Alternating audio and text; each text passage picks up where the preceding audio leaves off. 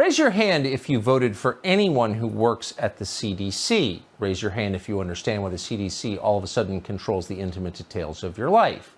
Oh, no hands? Yeah, it's a mystery, but they do, and their power seems to be growing. The agency has announced a new ban, and it's going to affect potentially you, your family, and your pets.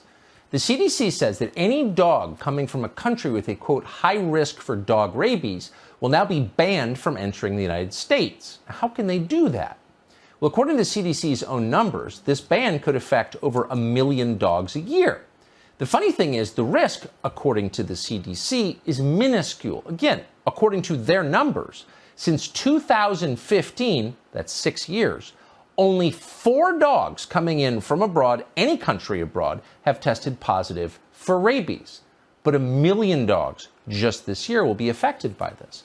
What will happen to those dogs in the wake of the CDC's new ban that, by the way, no one asked us to vote on? Jill Stewart is the president and founder of China Rescue Dogs. She says dogs will die, millions of them. She joins us tonight with her dog.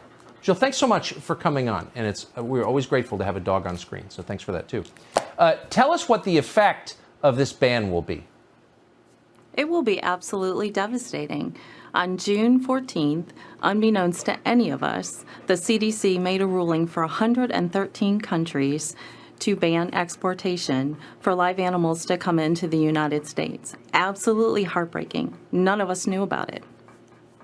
So some people were not aware that dogs come in from foreign countries, into this country from foreign countries. So now that no dogs can come from, say, China, what will happen to those dogs, do you think? Oh, it will be absolutely catastrophic. These dogs are, this is Miso, this is my dog from China. He represents many dogs that will not be able to come into our country. Again, this will be absolutely devastating. These dogs are put on slaughter trucks, brutalized every single day, eaten, and they have no hope. If we, our organization, nonprofits, cannot help and rescue these animals, it will be catastrophic in China. Absolutely catastrophic. Yeah, this is a country where dogs are beaten to death in huge numbers and eaten. So under this rule, it's not a law because they don't have lawmaking ability. They're not legislators. They're just some random agency that seems to run the country all of a sudden. If you're a U.S. diplomat and you adopt a dog in, say, China, you can't bring that dog home now?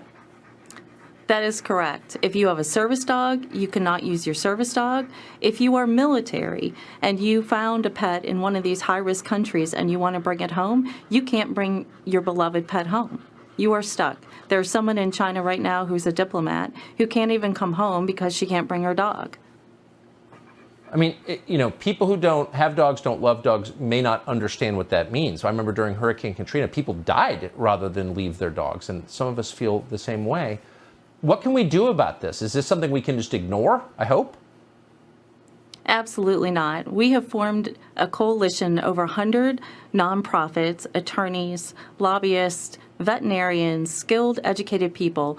We represent 1%, 100,000 animals come in through what's called a United States import permit. With custom broker, we have Giardis Mike, who's our wonderful customs broker. We do everything right. We've written the CDC and asked for an exemption. Of course, they have said no exemption and not responding back to us. Yeah, not responding back to you. Who made them God exactly? Maybe a theological question beyond your scope. But Jill, I appreciate you bringing this to our attention. It's very distressing on many levels, and I hope that you can get it overturned. Thank you. Thank you very much.